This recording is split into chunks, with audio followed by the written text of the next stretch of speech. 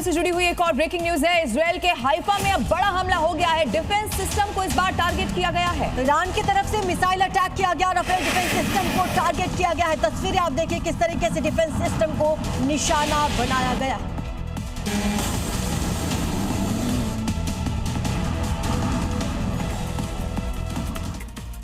अब जहां एक तरफ डोनाल्ड ट्रंप ईरान से हाफ सीजफायर की बात करते हुए नजर आ रहे हैं, 5 दिनों तक ईरान के एनर्जी ठिकानों पर हमले नहीं करने की बात कह रहे हैं, तो दूसरी तरफ इजरायल के ईरान और लेबनान पर लगातार हमले जारी हैं। तो क्या अब नेतन्याहू ट्रंप की भी सुन नहीं रहे हैं क्या? ये बड़ा सवाल है।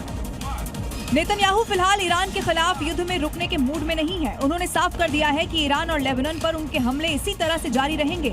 यानी कि ईरान के खिलाफ युद्ध शुरू करने वाले अमेरिका और इजरायल की राहें अलग अलग होती नजर आ रही हैं। जहां एक तरफ ट्रंप हाफ सीजफायर की बात कर रहे हैं, तो दूसरी तरफ नेतन्याहू इस युद्ध में कोई ब्रेक नहीं लेना चाहते। नेतन्याहू ईरान और हिजबुल्लाह को वो संभलने का कोई चांस नहीं देना चाहते। एलपीजी संकट के बीच इस वक्त की बड़ी खबर आ रही है, कल भारत पहुंचेगा जगवसन।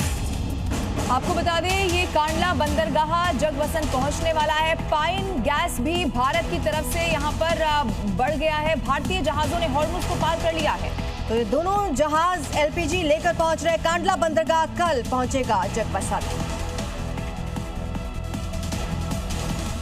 और अब खबर केरल के कोझिकोड से है, जहां एक जबरदस्त सड़क हादसा हो गया है। इसमें एक तेज रफ्तार बस सड़क छोड़ एक घर की तरफ दौड़ पड़ी और दीवार तोड़कर घर में जा घुसी। हालांकि इस पूरे हादसे में लोगों को मामूली चोट आई है, लेकिन हादसे की तस्वीर बहुत डरा देने वाली है, जिसमें स्टेट ट्रांसपोर्ट की बस एक सीधे दीवार से टकरा जाती है।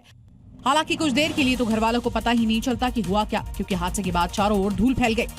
कुछ देर के बाद जब धूल का बादल छटा तो पता चला कि बस एक दीवार पार करके घर में आ घुसी है। ये भीषण सड़क हादसा सीसीटीवी कैमरे में कैद हो चुका है और वायरल हो रहा है। यह हादसा सुबह तकरीबन 7 बजे हुआ, जब घर वाले सोकर उठे ही थे और इसी बीच तेज आवाज के साथ यह हादसा हो गया। थोड़ी देर के लिए तो लोगों को लगा कि कहीं सिलेंडर विस्फोट या फिर भूकंप तो नहीं हुआ, लेकिन बस से आती हुई चीख पुकार से माजरा साफ हो गया। हालांकि अभी तक ये पता नहीं चल पाया है कि बस की रफ्तार ज्यादा थी। ट्रेन में सफर के दौरान आपने फोन खोते हुए देखा होगा, लेकिन क्या हो जब वही खोया हुआ फोन वापस मिल जाए? झांसी की जीआरपी टीम इसे मुमकिन कर दिखा चुकी है। जब उम्मीद टूट चुकी हो और खोया हुआ मोबाइल वापस मिल जाए, उसकी खुशी क्या होती है, ये चेहरे वहीं जाहिर कर रहे हैं।